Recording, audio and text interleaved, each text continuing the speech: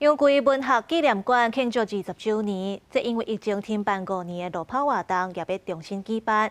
大家开好报名，就随满架，希望会当延续杨贵为理想走总的精神。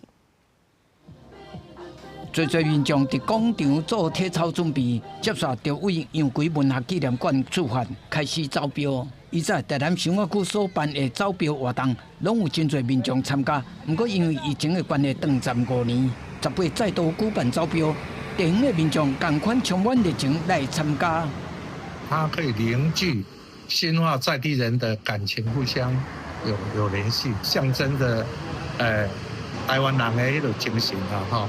宣化人都非常期待。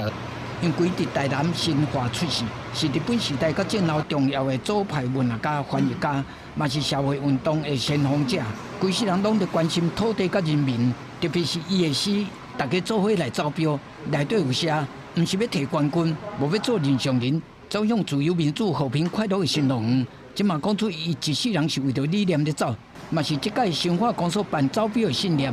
杨贵这一生是为理想而奔跑所以说我们以他奔跑不息的一个精神来一直来承续杨贵的一个这样的一个一生的一个奋斗。